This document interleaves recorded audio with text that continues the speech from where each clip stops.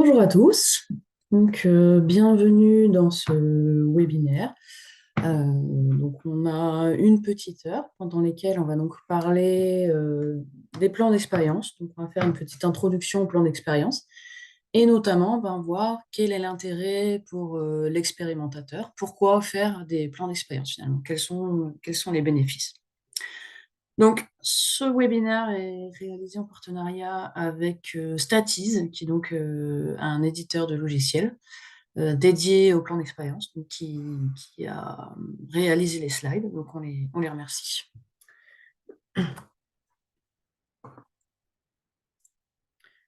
Donc, tout au long du webinaire, on va vous demander de bien garder vos micros en mute, fermés. Si vous avez des questions, n'hésitez pas à les poser dans le chat. Si jamais il y a trop de questions, de toute façon, on répondra à tout le monde par email après.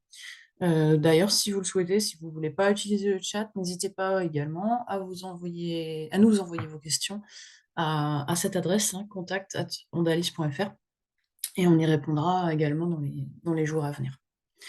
Ce webinaire, de toute façon, sera enregistré, donc il sera disponible également sur notre site d'ici quelques jours. Si vous le souhaitez, il y a déjà, sinon, une version qui a été enregistrée une version anglaise, du coup, qui a été réalisée par Statiz et qui est disponible sur leur site. Donc Statiz, qui est notre partenaire, est un éditeur de logiciels, comme je le disais, donc vraiment dédié au plan d'expérience. Donc celui qu'on va utiliser aujourd'hui, c'est celui-ci, Design Expert. Ils ont aussi une autre solution qui est un peu plus complète, qui s'appelle Statis 360, donc qui va un petit peu plus loin dans l'industrialisation. Donc voilà, n'hésitez pas à les contacter si vous souhaitez plus d'informations sur leur solution logicielle. Donc, on va commencer par définir un petit peu qu'est-ce que c'est les plans d'expérience. Donc, DOE en anglais pour Design of Experiments. Donc, qu'est-ce que c'est le DOE? Alors, déjà, je vais commencer par dire qu'est-ce que n'est pas le DOE, c'est-à-dire les expériences, ce qu'on pourrait appeler d'une manière traditionnelle en faisant un facteur à la fois. Souvent, quand les gens ne connaissent pas finalement les plans d'expérience, ils vont décider de changer vraiment les variables une par une.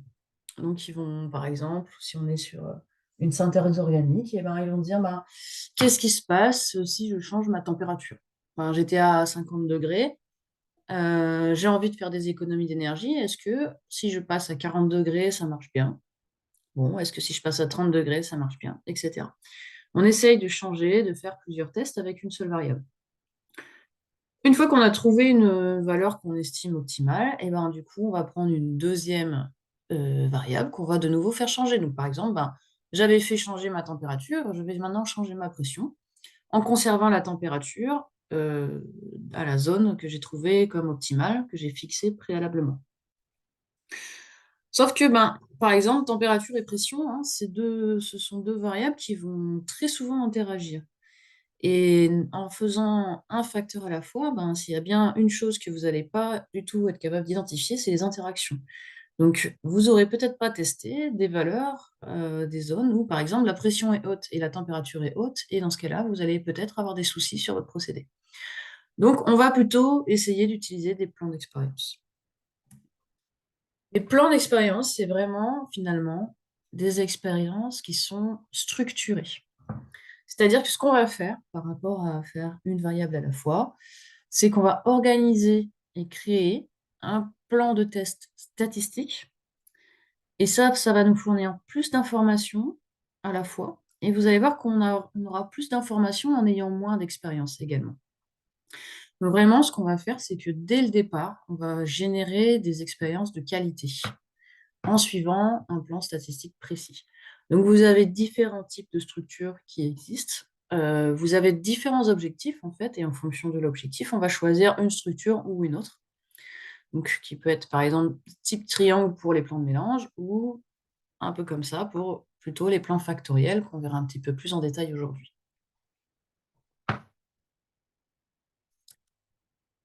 Donc, définissons un petit peu un plan d'expérience.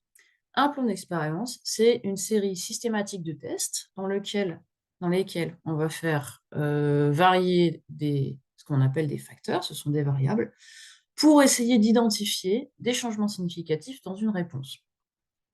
Déjà, une des grosses différences, hein, entre faire un facteur à la fois ou faire des plans d'expérience, c'est qu'on va faire bouger plusieurs variables simultanément. Et donc, les variables qu'on va introduire dans un plan d'expérience, c'est ce qu'on appelle les facteurs. Donc, à chaque fois, lorsque vous allez étudier un procédé, ben, vous avez des facteurs que vous allez faire varier, qu'on contrôle. Donc, comme par exemple, ce que je disais, imaginons la température. Vous avez une consigne de température que vous choisissez. Mais vous avez aussi des facteurs qui sont plutôt du bruit, qui vont être présents dans votre procédé. Donc, ben, par exemple, ça peut être ben, la météo du jour. Si la température ambiante, l'humidité relative dans votre laboratoire est différente d'un jour à l'autre, vous allez potentiellement avoir un petit peu de variabilité due à un effet jour. Vous pouvez aussi avoir de la variabilité qui vient d'un opérateur, qui vient de la qualité de la matière première, etc. Donc tout ça, ça va pouvoir apporter du bruit, de la variabilité dans votre système. Et on a donc ces facteurs qui sont introduits dans le procédé et on va obtenir ce qu'on appelle une réponse Y. Donc ça, c'est ce qu'on cherche à mesurer. Donc ça pourrait être, ben, si on restait sur un exemple de synthèse organique, pourquoi pas le rendement ou la spécificité d'une molécule. En fait, du coup, ce qu'on va faire quand on fait des plans d'expérience, eh ben, c'est qu'on va vraiment essayer de modéliser ce procédé, de construire une relation entre nos facteurs et nos Y, qu'on pourrait un peu schématiser comme ben, une fonction du style AX plus B égale Y. Donc les X de notre modèle, ce serait vraiment les facteurs qu'on a fait varier. Le plus B, ben, ça va être les bruits qui sont présents dans notre système. Et on va donc obtenir un Y. On va chercher à prédire la réponse en fonction du niveau de nos facteurs. Donc j'en ai un petit peu parlé, hein, il y a tout un vocabulaire qui est présent lorsqu'on va parler de plan d'expérience. Donc ben, les facteurs, hein, d'ailleurs c'est pour ça aussi qu'on parle souvent de plan factoriel lorsqu'on parle de plan d'expérience. Donc ce sont vraiment les variables qu'on modifie, qu'on a choisi d'étudier. Elles peuvent être numériques, elles peuvent être catégoriques, donc qualitatives. Donc vraiment, par exemple, la température, qui est un exemple que j'ai donné, mais le temps aussi, ça peut être une variable qu'on va modifier. Mais par exemple, ben, le fournisseur de la matière première, c'est aussi un facteur qu'on pourrait chercher à étudier et qu'on contrôle. Les facteurs qu'on ne contrôle pas, qui sont donc ben, les variables qui vont fluctuer pendant l'expérience. Si on peut, on les mesure, mais en tout cas, on ne va pas les étudier et on n'a pas de contrôle dessus. Donc, ben, par exemple, voilà, je le disais, l'humidité ou la température ambiante de la pièce, mais aussi, pourquoi pas, ben, la dégradation chimique. Si jamais vous avez ouvert un flacon de matière première dans votre première expérience, ben, au fur et à mesure que les jours passent, potentiellement, il va y avoir une petite oxydation, une petite dégradation. Ce sont des choses qui arrivent. Et la réponse, ou les réponses, parce qu'avec le même nombre d'expériences, vous pouvez étudier plusieurs Y, hein, donc on fait plusieurs modèles, mais vous n'avez pas besoin de refaire des expériences pour chaque réponse différente. Donc, une ou plusieurs réponses que vous allez étudier, qui, elle, par contre, doit être mesurable. Donc, on ne peut pas avoir quelque chose de qualitatif, il faut vraiment avoir une réponse qui est numérique, qui est quantifiable en sortie de notre procédé. Donc, un exemple qu'on a sur pourquoi est-ce que le multifactoriel, finalement, c'est mieux que de faire un facteur à la fois, ce qui a été abrégé ici, un facteur à la fois. Bah, un exemple qui est assez connu dans les publications, c'est un exemple qui a été réalisé par SKF, qui est donc un fabricant de roulements mécaniques. Et SKF a fait des essais pendant les années 70 avec trois variables, qu'on appellera A, B et C. Et à l'origine, la durée de vie de leur roulement, elle était de 17 heures, avec les trois paramètres A, B et C fixés. Et ils cherchaient à augmenter la durée de vie de leur roulement. 17 heures, effectivement, c'est quand même assez léger. Donc, ils ont tenté de faire varier A. Ils ont réussi à améliorer 25 heures. Ils ont tenté de faire varier B pour améliorer à 26 heures la durée de vie des roulements. Et quand ils changeaient juste C, on obtenait 19 heures. Donc, à chaque fois, des améliorations, mais quand même plutôt légères, voire pas significatives du tout, entre 17 et 19 heures. Ce qui était très insuffisant. Eux, ils voulaient à minima doubler le nombre, la durée de vie des roulements. Donc, en utilisant du un facteur à la fois, ils n'obtenaient pas des résultats qui étaient intéressants. Donc par la suite, ils ont tenté les plans d'expérience et notamment, comme je le disais, les plans d'expérience, vous allez vraiment faire varier tous vos facteurs à la fois. Vous allez réaliser plus de combinaisons. Et là, on voit que si on fait varier A, B et C simultanément, eh ben, on réussit à obtenir ici une durée de vie de 128 heures sur les roulements mécaniques, ce qui est une amélioration vraiment très significative par rapport aux 17 heures de départ. On aurait même une autre solution qui est un peu moins bonne, mais qui, pourquoi pas, d'un point de vue process, pourrait être intéressante, qui est à 85 heures. Donc le fait d'avoir fait des plans d'expérience, ça leur a permis d'améliorer nettement les, les durées de vie de leur roulement. Et les plans d'expérience, ça va vraiment vous obliger à aller faire des combinaisons qu'on ne testerait pas forcément si on les faisait en un facteur à la fois, qu'on n'aurait pas idée d'aller chercher.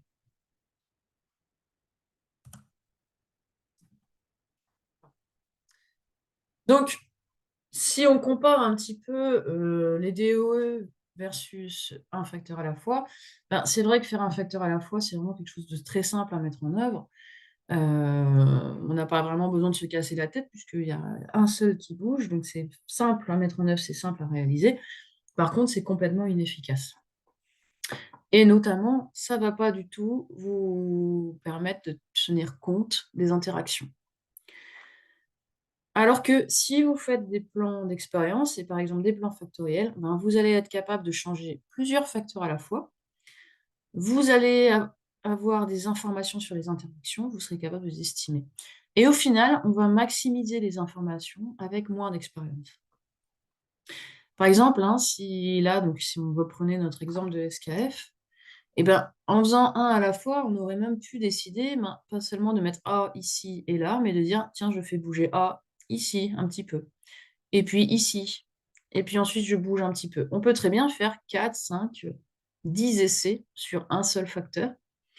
Et vous voyez qu'on n'arriverait pas à améliorer en faisant un à la fois. Alors que lorsqu'on va faire des plans d'expérience, on va voir que finalement, on va pas tester toutes ces zones-là intermédiaires. On va juste tester 2 niveaux. Et on va être capable de prédire notre Y partout à l'intérieur de notre domaine d'expérimentation, entre les 2 zones qu'on a choisies pour un facteur. Donc si par exemple, vous avez une température que vous avez fait varier entre 15 et 50 degrés, ben, si on faisait un à la fois, on ferait 15 degrés, 20 degrés, 25 degrés, etc. Avec les plans d'expérience, vous n'en avez pas besoin, vous êtes capable de prédire partout entre 15 et 50 degrés. Donc les plans d'expérience, c'est finalement tout un domaine, hein. Donc, comme je disais, il y a différents types d'objectifs et pour les différents types d'objectifs, différents types de structures.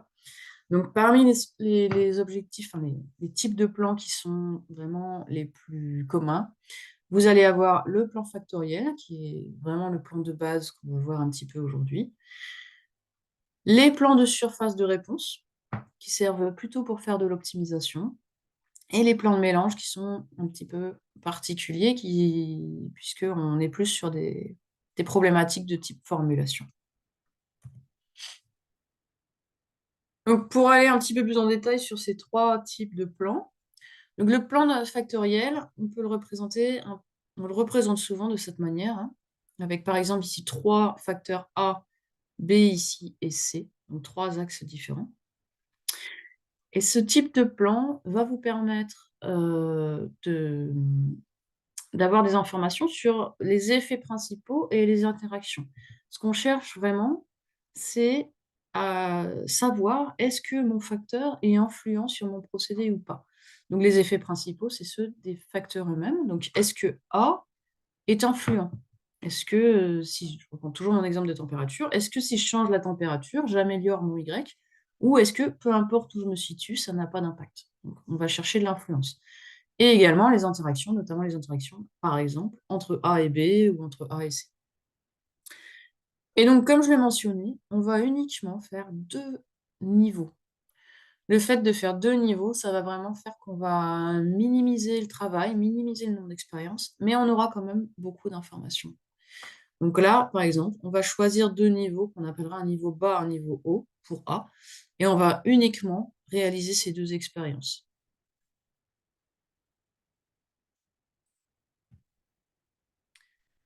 Ensuite, la surface de réponse, donc ça, ce sont des plans qui sont un peu plus complexes. Là, on va chercher vraiment plutôt à s'intéresser au Y, à la réponse. Et on va chercher à modéliser un peu plus finement notre Y. Donc on va être capable, avec ce type de plan, de construire des modèles quadratiques, des polynômes quadratiques. Et ça va nous permettre de modéliser des relations qui sont non linéaires entre nos facteurs et nos réponses. Donc, dans ces cas-là, on a plus de niveaux. On en a au moins 3, souvent plus. Donc, ça demande un peu plus de travail, ça demande plus d'expérience. Par contre, vous allez avoir plus d'informations. Vous allez être capable de modéliser plus finement votre Y. Enfin, les plans de mélange. Donc ça, c'est vraiment particulier au cadre de la formulation. Puisque dans un mélange, ben, forcément, vous avez des dépendances entre vos différents composants. Puisque si on avait par exemple 3 composants A, B et C, et ben, en fonction de la quantité de A que vous mettez, ben, vous allez adapter les quantités de B et C, puisque à la fin, on doit toujours avoir le même volume. Donc forcément, ben, si par exemple vous enlevez A complètement, il faut compléter le volume avec B et C. Donc vous n'allez pas avoir le même type de polynôme. Donc on va utiliser un polynôme de Shefé dans les cas des plans de mélange. Et on va adapter aussi la structure. Donc, vous voyez qu'ici on représente plutôt des carrés, des cubes. Ici, on va plutôt passer sur du triangle, ce qu'on appelle des simplexes. Donc ça, c'est vraiment des plans particuliers. Donc il y a des gens qui essayent hein, d'utiliser des polynômes réguliers factoriels pour des plans de mélange. Statistiquement, ce n'est pas correct. Il faudrait vraiment, ça peut fonctionner, hein, il y a des publics qui le montrent, mais c'est pas ce qu'il faut faire d'un point de vue statistique.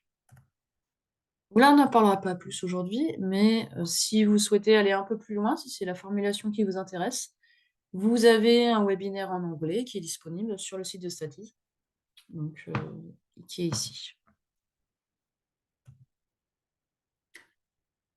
Donc, on va s'intéresser aujourd'hui, on va s'intéresser plutôt aux plans factoriels à 2 niveaux, donc les plans vraiment les plus simples. Donc, qu'est-ce que c'est un plan factoriel complet à 2 niveaux? Et ben, voilà l'exemple le plus simple qu'on puisse avoir. Donc, on sélectionne 2 facteurs, A et B. Et donc, comme on le disait, on va uniquement leur choisir 2 niveaux, un niveau bas, un niveau haut. Et on va faire uniquement les expériences à ces niveaux-là. On ne va pas aller en choisir plusieurs entre le moins et le plus. Et ensuite, ce qu'on va faire, c'est qu'on va réaliser toutes les combinaisons des niveaux de nos facteurs. C'est-à-dire que ben, on va faire par exemple une expérience avec le A au niveau moins, le B au niveau moins, puis on fait varier seulement A. On a le A au niveau plus, le B au niveau moins. On fait varier seulement B ici. Et enfin, on fait varier les 2 facteurs à la fois pour obtenir l'expérience 4. Donc vous voyez qu'avec seulement 4 expériences, eh ben, vous allez être capable de prédire votre Y partout dans ce carré. Parce qu'en fait, à chaque fois, ce qu'on va faire, c'est qu'on va faire cette expérience et mesurer le Y obtenu pour construire l'équation qui va nous permettre de prédire Y partout dans ce carré, dans notre domaine d'expérimentation. L'objectif du plan factoriel, c'est vraiment de déterminer est-ce que mon facteur a un effet ou pas? Est-ce qu'il est influent dans mon procédé?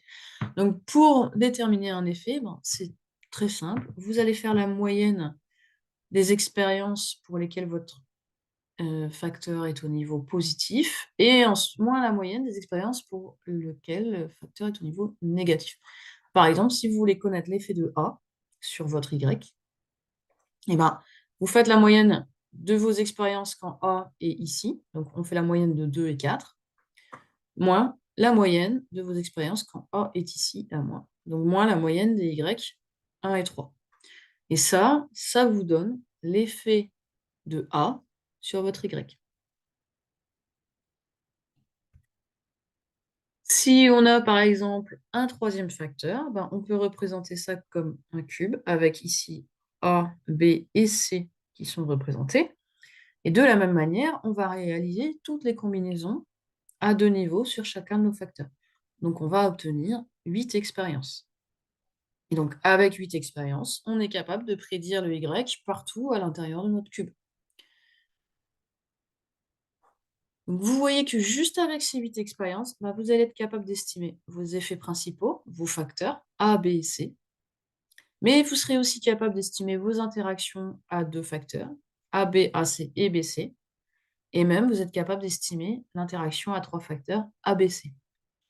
Donc avec un plan d'expérience factoriel complet, avec 8 expériences, vous êtes capable d'estimer 7 effets, 7 interactions et effets principaux. Donc c'est quand même pas mal d'informations. Donc, les avantages d'un plan factoriel, ben, c'est une structure qui est quand même plutôt simple, hein. Et d'ailleurs, vous verrez qu'on est bien aidé avec les logiciels, parce que votre structure, vous allez pouvoir la construire directement dans Design Expert, qui va vous donner la liste des expériences à réaliser de manière très simple. On va avoir un nombre d'expériences minimum. Donc, comme on le disait, hein, par exemple, pour 3 facteurs, vous avez juste ces 8 expériences à réaliser pour réussir à prédire votre Y. On recommande toujours de rajouter quelques points au centre, mais ça fait quand même pas énormément d'expériences au total. On peut, si jamais on se retrouve avec trop d'expériences, en plus, on peut fractionner les plans, c'est-à-dire qu'on peut les couper en 2, en 4, en 8 pour réduire le nombre d'expériences si nécessaire. On va avoir beaucoup plus de puissance que si on fait un facteur à la fois, puisqu'on a ce qu'on appelle des répliques à cacher. Et on va tester plus de combinaisons. Si on reprend notre exemple de SKF, hein, où ils avaient fait varier simplement ici un à la fois sur A, B et C, ben, vous voyez que la zone d'expérimentation qu'ils ont étudiée, elle est beaucoup plus petite par rapport à notre cube. Grâce à notre cube, grâce au fait qu'on a réalisé plus de combinaisons, on est allé chercher ce genre de combinaisons éloignées où on fait varier les 3 facteurs à la fois et qui, dans le cas de notre exemple pour SKF, nous a permis d'obtenir une bien meilleure durée de vie de roulement. Donc on aura un domaine d'expérimentation qui sera plus large que si on avait fait un facteur à la fois, heu, avec des plans d'expérience. Et surtout, vous allez être capable d'estimer les interactions, ce qui est vraiment très important dans les procédés. Les procédés où il y a aucune interaction, c'est quand même pas forcément très courant. C'est facile à analyser, c'est facile à interpréter, notamment avec les logiciels commerciaux, hein, qui sont souvent très très user friendly. Donc vous allez avoir plein de graphiques qui font en sorte que ce soit très simple à comprendre, mais aussi très simple à communiquer avec d'autres équipes qui, par exemple, ne connaîtraient pas du tout les plans d'expérience. Il y a vraiment des graphiques qui sont simples à comprendre. On les verra un petit peu dans le logiciel. Et une dernière chose qui est importante lorsqu'on fait des plans factoriels, c'est que ça peut former une base sur des plans plus complexes. Donc, comme je l'ai mentionné tout à l'heure, hein, vous avez les plans factoriels, puis vous avez l'optimisation, les plans de surface de réponse. Ces plans de surface de réponse, généralement, c'est une fois que vous avez éliminé les facteurs non influents, vous allez garder seulement quelques facteurs et passer sur des plans de surface de réponse. Ben, si les facteurs que vous aviez choisis au démarrage sont bons et que le domaine est bon, vous n'avez pas besoin de refaire complètement un nouveau plan. Vous pouvez utiliser les expériences que vous avez déjà réalisées avant pour trouver les facteurs influents et vous complétez, vous ajoutez quelques expériences en plus pour faire un modèle qui est plus complexe, qui est non linéaire. Donc on va vraiment pouvoir récupérer le travail qui a déjà été fait avant pour compléter le modèle. On n'a pas besoin, pas toujours en tout cas, on n'a pas toujours besoin de refaire absolument toutes les expériences, on n'a pas besoin de tout jeter. Donc ça Ça peut vraiment être un très gros gain de temps.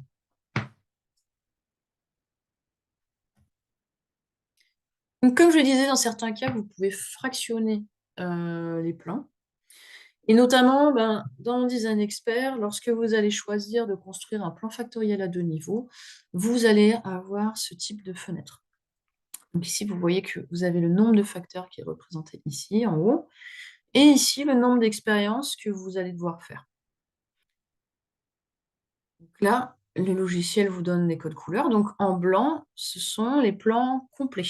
Donc ceux pour lesquels vous allez réaliser la totalité des combinaisons. Donc là, vraiment, vous allez avoir tous les facteurs, toutes les interactions qui pourront être estimés. Donc des plans très importants, mais forcément qui demandent plus d'expérience.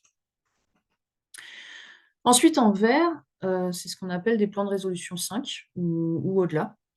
Donc ça, ce sont des plans qui sont aussi bons que des plans complets. Ça va vous permettre d'estimer vos effets principaux, donc vos facteurs, et toutes leurs interactions à 2 facteurs. Donc vraiment des très bons plans si vous êtes à un stade où vous voulez faire de la caractérisation de votre procédé et que vous avez envie de connaître précisément les interactions. Pas de perte d'information par rapport à un plan complet. Les jaunes, ici, donc à utiliser avec un peu plus de prudence. Donc lorsque vous êtes sur des jaunes, c'est la résolution 4. C'est-à-dire que vos effets principaux, vos facteurs, eux, ils sont correctement estimés. Mais vos interactions à 2 facteurs, elles sont confondues. Vous n'arriverez pas à estimer correctement vos interactions à 2 facteurs.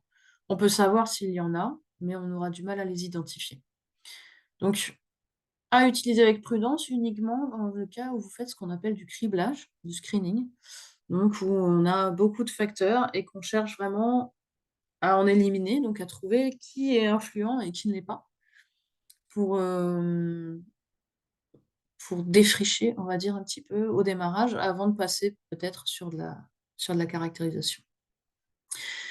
Rouge, donc là, ce n'est pas du tout recommandé si vous êtes à un stade de développement de procédés, de recherche de procédés. Ça sert exclusivement pour la robustesse, puisque là, vos facteurs vont être confondus, ainsi que les interactions. Donc, vous n'allez pas être capable de tirer des conclusions satisfaisantes avec ce type de plan. Donc, on n'utilise pas les plans rouges.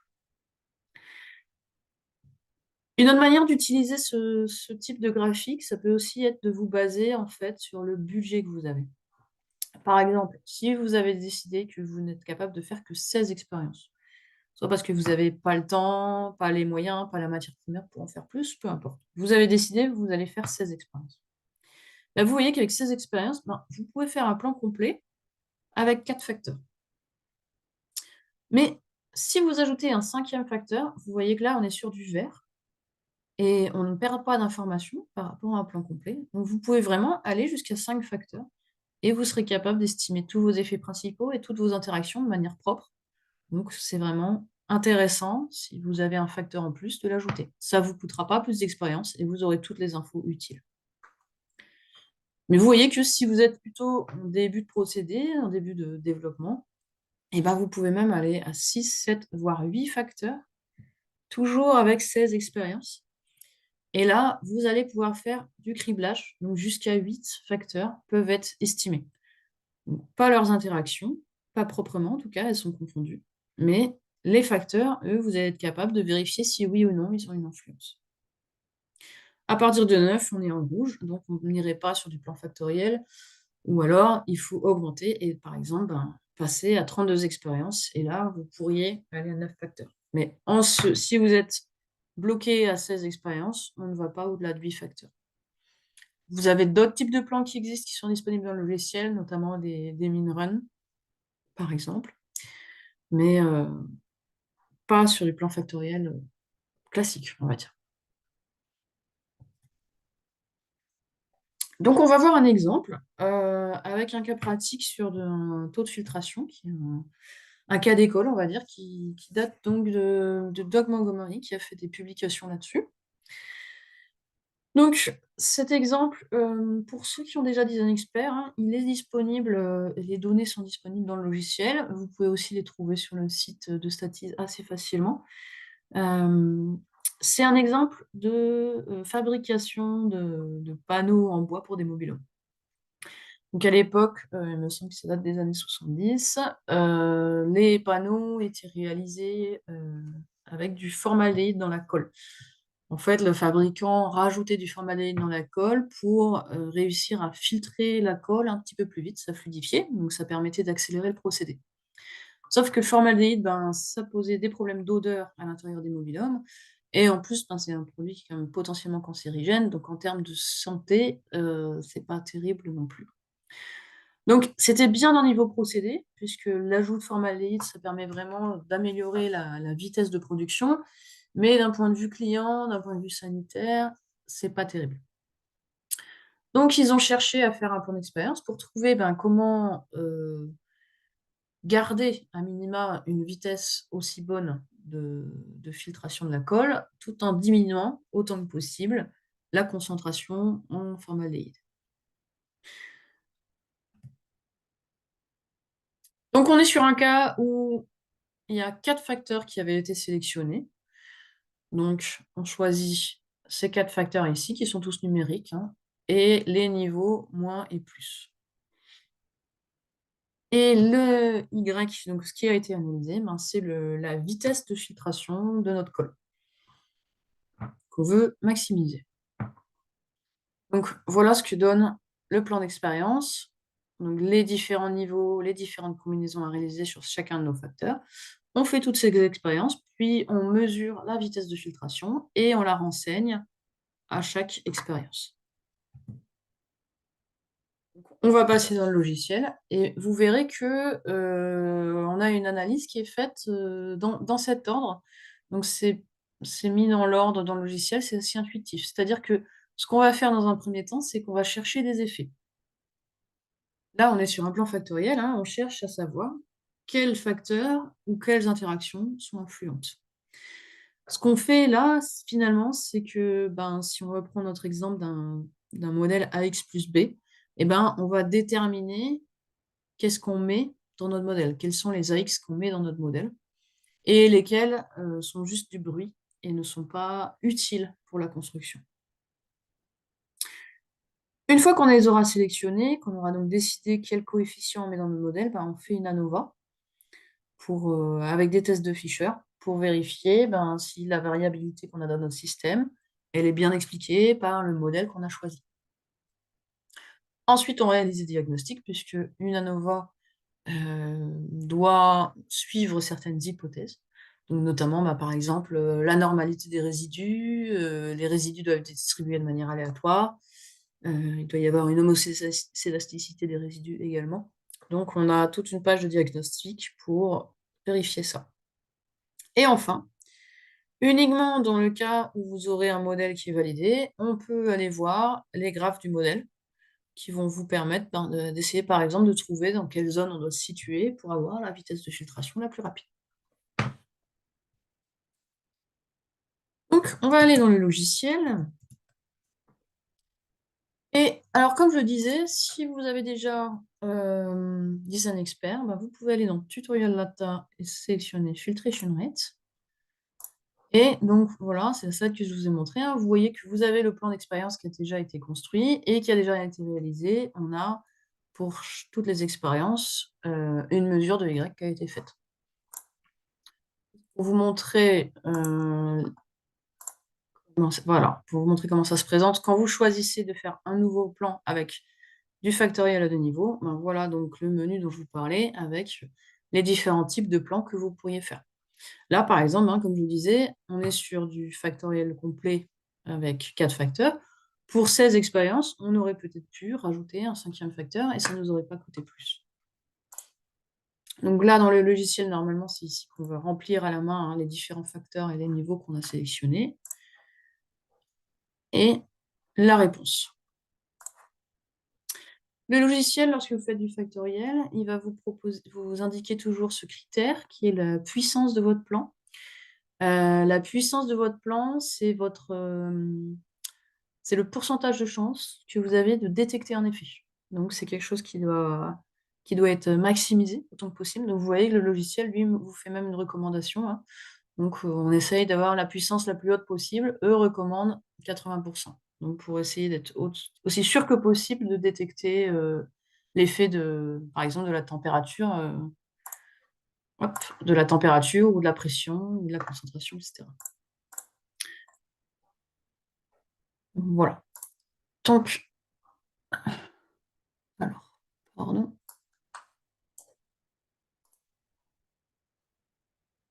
On va reprendre notre plan avec les données et donc ici dans le menu, on va aller dans l'analyse et juste Start Analysis. Donc, comme je disais, hein, vous avez les onglets ici qui sont dans le logiciel qu'on va résoudre dans l'ordre. Donc, c'est vraiment dans cet ordre-là qu'il faut aller. On ne va pas directement dans les modèles graphes tant qu'on n'a pas vérifié l'ANOVA et ses diagnostics. Donc déjà, on va pouvoir sélectionner les effets influents ici. C'est-à-dire que vous avez ce graphique qui représente les effets en valeur absolue. Plus ils sont loin sur la droite, plus ils sont importants. Cette ligne rouge, elle représente ce qui est considéré comme le bruit qu'on a dans notre système. Donc, on va pouvoir aller sélectionner les effets ici, de cette manière. Donc, tous ceux qui sont loin sur la droite de notre ligne rouge sont les effets qui sont influents. C'est les X qu'on choisit de mettre dans notre modèle AX plus B. Une fois qu'on les a sélectionnés, on va pouvoir cliquer sur l'ANOVA. Et l'ANOVA, ici, nous réalise un test de Fisher pour vérifier est-ce que les termes qu'on a mis dans nos modèles sont significatifs et est-ce que, oui ou non, notre modèle est significatif, c'est-à-dire est-ce qu'il explique bien la variabilité de notre procédé. Donc, vous voyez qu'ici, vous avez le modèle qui est construit. Il vous rappelle ici les différents effets que vous avez sélectionnés. Donc, le modèle est construit ici et il y a un test de Fisher qui vous indique que oui, le modèle est significatif. Ici, dans les résidus, on a tous les termes qui n'ont pas été utilisés. Donc, B, mais aussi l'interaction AB, l'interaction BC, etc. Tout ça, ça permet d'avoir une valeur de résidu qui vous permet de faire le test de Fisher ici. Donc la p-value se lit assez classiquement. Inférieur à 5%, vous êtes significatif. Au-delà de 10%, on n'est pas significatif. Vous avez également un petit rappel ici du logiciel. Sur cette page, ce qui peut être intéressant aussi, c'est les statistiques, donc l'écart type, ce qui reste comme bruit dans le système. Et par exemple, les R carrés, donc R carré ajusté et prédit, qui sont les plus intéressants. Donc plus ils sont proches de 1, mieux c'est. Vous voyez qu'ici, on a un modèle qui est plutôt bon, on a des R carrés qui sont très élevés, très proches de 1. Donc, notre ANOVA est OK, on a un modèle qui est significatif, donc on peut aller vérifier les diagnostics et vérifier que les hypothèses de notre ANOVA, la normalité des résidus, etc., sont respectées. Ici, en haut à gauche, vous avez donc la normalité des résidus. Donc effectivement, on confirme, on doit avoir ces points qui suivent à peu près la ligne. Donc pas de souci dans notre cas, la normalité des résidus est respectée. Ici, on vérifie sur ce premier graphique que les résidus n'ont pas une tendance en fonction du Y. Ce qu'on ne veut pas avoir, par exemple, c'est des formes de mégaphone, ici, où on aurait une erreur qui augmente avec le Y. Normalement, l'erreur, elle est répartie aléatoirement. Vous ne devez pas avoir une erreur petite sur des valeurs petites et une erreur très grande sur des valeurs très grandes. Ici, donc, il n'y a a priori pas de souci. C'est vrai qu'on a une erreur petite ici, mais on n'a pas de forme de mégaphone ici. On n'a pas une erreur qui augmente avec le Y. Donc, a priori, il n'y a pas de problème. On peut aussi aller regarder les résidus en fonction de l'ordre dans lequel ont été réalisées les expériences. Donc là, pareil, les résidus, ils doivent être aléatoirement répartis.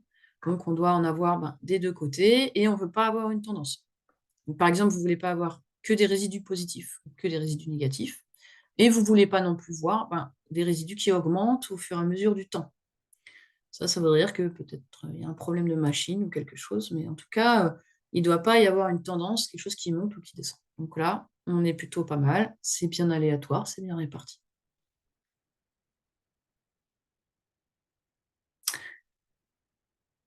Ensuite, les modèles graphes. Donc, par défaut, le logiciel, lorsque vous avez des interactions présentes, va vous montrer ce graphique d'interaction. Vous pouvez, hein, si vous le souhaitez, cliquer ici sur All Factors. Et ça vous permet de voir les facteurs un par un. Ceci dit, et vous voyez que vous avez un warning à chaque fois sur tous nos graphiques ici, il ne faut pas regarder seul un facteur qui est impliqué dans une interaction. Donc, par exemple, là, si je regarde la concentration, le facteur C, eh ben, on a un warning comme quoi ce facteur est impliqué dans l'interaction AC. Donc, ça ne sert à rien d'aller regarder C tout seul, puisque son comportement, son effet sur le Y, le filtration rate, va aussi dépendre de A. Donc, il faut éviter d'aller regarder des facteurs de cette manière un à la fois. D également a une interaction avec A, donc on évite de regarder des sous-sols. B n'est pas dans le modèle, donc ça n'a pas vraiment d'intérêt de le regarder. Ça veut dire que peu importe dans ce domaine d'expérimentation choisi, donc entre 10 et 15, peu importe la valeur de la pression, ça n'aura pas d'effet. A est impliqué donc avec C et avec D. Donc, on va plutôt regarder ce graphique d'interaction-là. Donc ici, vous avez la température ici en abscisse en fonction donc du Y qui a été mesuré. Et le C est représenté avec ces deux lignes noires et rouges. Donc C correspondant à la valeur moins de concentration en formaldéhyde, donc 2%. Et la ligne rouge, eh ben, c'est la concentration en formaldéhyde à plus 4, qui est la valeur maximum, et qui est donc ce qui est utilisé dans le procédé actuel. Ils ont une concentration qui est de 4%, qu'on cherche donc à réduire. Ici, vous avez les différents contrôles de votre graphique. Donc, on vous dit que vous êtes en train de regarder l'interaction AC avec ces deux axes. Et donc, par exemple, la pression, elle n'est pas dans le modèle, hein, mais par défaut, le logiciel vous la met au centre. Donc ici, on varie entre 10 et 15. Donc, on est à 12,5 en pression. Elle n'est pas dans le modèle, donc on peut changer la valeur de la pression sans problème. Le D, la vitesse d'agitation, elle, on peut la changer ici. Par défaut, il vous propose de le mettre au centre, donc à 22,5. Pour l'instant, on va le laisser au centre. Et on va regarder ici, essayer de trouver qu'est-ce qui nous permet de maximiser la vitesse de filtration. Clairement, on voit que cette expérience-là, hein, est celle qui nous permet d'obtenir le maximum de vitesse de filtration. On a une vitesse de filtration qui est à 85 environ. Donc, avec un A maximum, la température au max, et le C minimum. Et ça, ben, c'est plutôt une bonne nouvelle, puisque c'est ce qu'on cherche à faire, hein, minimiser la quantité de formaldéhyde. Donc ça tombe bien, ce qui nous permettrait ici, dans ce cas, de maximiser la vitesse de filtration, c'est aussi d'avoir la quantité minimale de formaldéhyde, à condition qu'on soit au A maximum. Vous voyez que si vous êtes à A minimum, au contraire, la vitesse de filtration n'est pas bonne dans ces conditions. Donc, on va aller voir la deuxième interaction qui est AD. Comme je le disais, hein, A, C et D, ben, on ne va pas les voir tout seuls. Ils sont dans des interactions, ça n'a pas d'intérêt. Donc, on va aller regarder AD. Donc, on a noté que ben, la meilleure solution, a priori, pour C, c'est d'être minimisé. Donc, on va diminuer le curseur directement pour avoir C au minimum. Et vous voyez que là, ben, ce qui nous permet largement de maximiser le taux de filtration, et ben, c'est cette expérience-ci, hein. Donc, on est toujours sur A au maximum, et vous êtes sur D en rouge, qui est au maximum également. Et ça nous permet d'obtenir une vitesse de filtration qui est très importante, qui est légèrement au-delà de 100, tout en ayant la concentration en formaldéhyde minimisée. Ce type de résultat, on pourrait très bien l'avoir obtenu directement avec le logiciel, avec ce menu qui est l'optimisation. Donc là, c'est vrai que nous, on a réussi à trouver assez facilement les bonnes conditions pour maximiser la vitesse de filtration, mais quand on a 6, 7, 8 facteurs, ça peut être très compliqué à réaliser. Donc dans ce cas-là, le logiciel va le faire pour vous. Par exemple, là, on va choisir le taux de filtration et on va chercher à le maximiser. Donc là, par défaut, le logiciel vous propose les valeurs minimales et maximum qu'il a observées. Clairement, nous, on ne veut pas une vitesse de filtration qui est à 40, hein. On veut être au moins à 80. Donc, vous voyez que lorsque je change ces valeurs, eh ben, le logiciel me montre ce petit graphique-là. Ça, c'est ce qu'on appelle la désirabilité. C'est-à-dire que pour me proposer des solutions, le logiciel va calculer une fonction de désirabilité avec une valeur entre 0 et 1. À 0, ce n'est pas une solution pour lui. Ça veut dire qu'au moins un des critères n'est pas atteint. Là, par exemple, toutes les expériences qui vont me donner une vitesse de filtration inférieure à 80, le logiciel ne me les proposera pas. La désirabilité sera à 0. Une fois qu'on a atteint un objectif, par exemple ici j'ai mis un maximum à 110, puisqu'on veut vraiment maximiser le taux de filtration, et bien là, on a une désirabilité qui arrive à 1, ici, à partir du moment où 110 est atteint. Entre les deux, la désirabilité varie de manière linéaire entre 0, 0,5 et 1. Donc là, on maximise la réponse, et tant qu'à faire, on va dire que notre concentration, puisqu'on peut aussi donner des consignes au facteur, on va chercher à le minimiser. Idéalement, on veut avoir le moins de formaldéhyde possible. Quand on clique sur solution, le logiciel va nous proposer ici, il va nous dire, il faudrait mettre A au maximum, B n'est pas dans le modèle, ça n'a pas d'importance. On va mettre C au minimum et on va mettre D au maximum.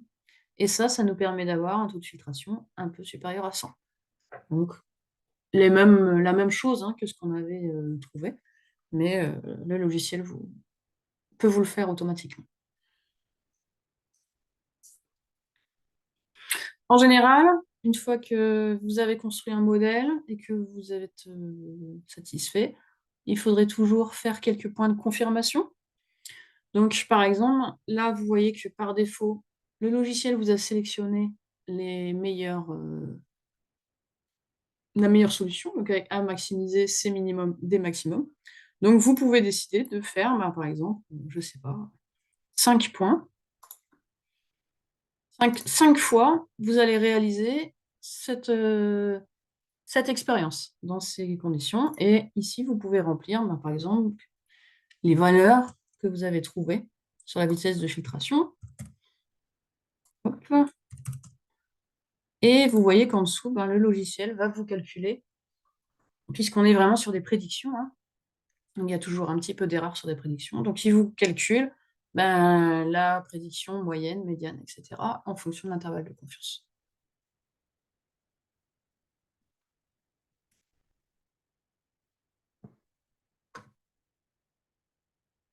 Donc, vous aurez quelques slides qui résument ce qu'on a vu ensemble. Donc, voilà donc les meilleurs résultats qu'on a trouvés, une température haute, une concentration basse et une vitesse d'agitation haute également. Ici, quelque chose qui serait important à noter, c'est que si on avait fait quelque chose, un facteur à la fois, au lieu de faire un plan d'expérience, on n'aurait même pas testé la température. On aurait dit que ça n'avait pas d'effet. Parce que regardez, dans notre procédé initial, on a un taux de formaldéhyde qui est à 4%, ici, sur cette ligne rouge. Et vous voyez que quand vous regardez ce graphique d'interaction, la température, finalement, qu'elle soit ici ou là, il n'y a pas de différence. D'ailleurs, j'en profite pour mentionner quelque chose que je ne vous ai pas encore dit. Lorsque vous avez ces graphiques d'interaction là, ces barres, c'est ce qu'on appelle des LSD bars, pour Least Significant Differences, ça se lit un petit peu comme un intervalle de confiance. C'est-à-dire que si elles se recoupent, on va considérer que les expériences ne sont pas significativement différentes. Donc vous voyez, par exemple, là, ces deux expériences, les barres ne se recoupent pas, donc il y a une vraie différence entre les deux expériences à plus 2 ou plus 4. Si je clique ici, sur cette expérience, vous avez le graphique qui s'ajuste pour vous visualiser un peu plus facilement. Et vous voyez que là, ce point-là, il recoupe la LSD bar de ce point-là. Donc, ces deux points, à 35 degrés et à 24 degrés, ils ne sont pas significativement différents. Donc, si on avait testé sur le procédé 1 à la fois au démarrage, avec une concentration à 4%, Et on aurait dit: «Bah, tiens, je vais faire varier ma température. Qu'est-ce qui se passe?» Et ben, rien. Donc on aurait pu considérer que c'était pas utile de faire varier la température, qu'il y avait pas d'effet de température. Or, vous voyez que la température, c'est un effet qui est très important et qui est, en plus, impliqué dans les interactions avec la concentration et avec la vitesse d'agitation.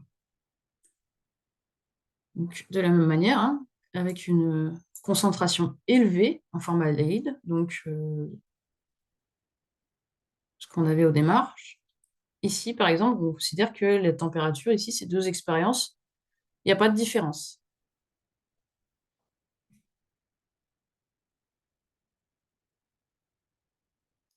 Donc là, faire des plans d'expérience, ça nous a quand même vraiment permis de mieux comprendre le procédé et de pas perdre d'informations, puisque si on n'avait pas testé la température, là, on aurait perdu quand même, beaucoup, beaucoup de choses.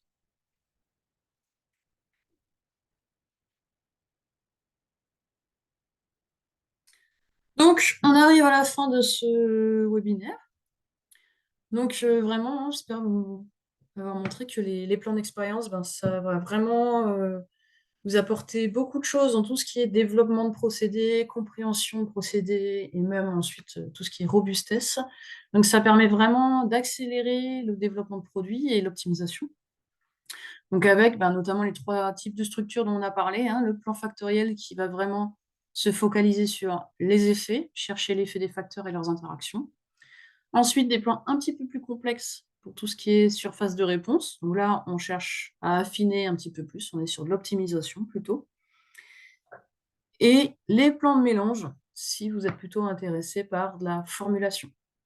Donc, ben, avec Statise, hein, vous avez à la fois Statise 360 et Design Expert qui vont vous permettre, ben, de construire déjà les plans d'expérience de manière très, très simple. Vous allez pouvoir vraiment avoir toutes les expériences à réaliser listées, vous avez plus qu'à suivre le tableau et aussi qui vont vous aider sur l'analyse, pour réussir à, ben, à répondre à toutes ces questions, hein. Est-ce que j'ai des effets et où est-ce que je me mets pour avoir le meilleur, résultat possible sur mon Y?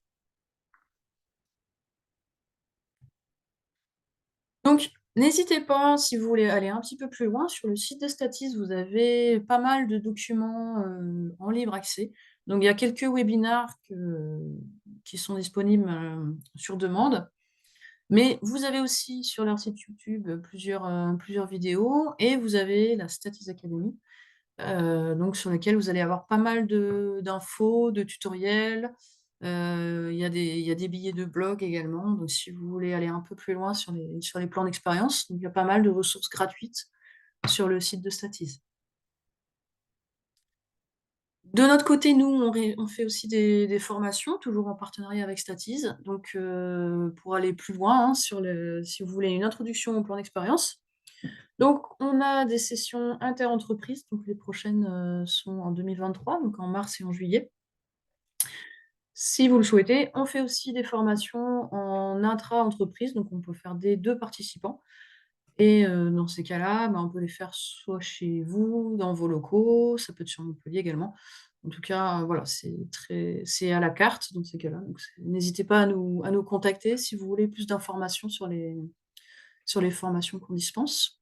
On est d'ailleurs, certifié Qualiopi. Donc, c'est la fin de ce webinaire. Donc, je vous remercie de votre attention. Donc, n'hésitez pas à nous contacter, hein. Vous avez donc ici les contacts, les nôtres pour tout ce qui est, formation, traitement de données, mais également les contacts de Statis si vous voulez plus d'informations sur les logiciels. Donc, voilà, n'hésitez pas à nous envoyer un petit mail. Merci beaucoup.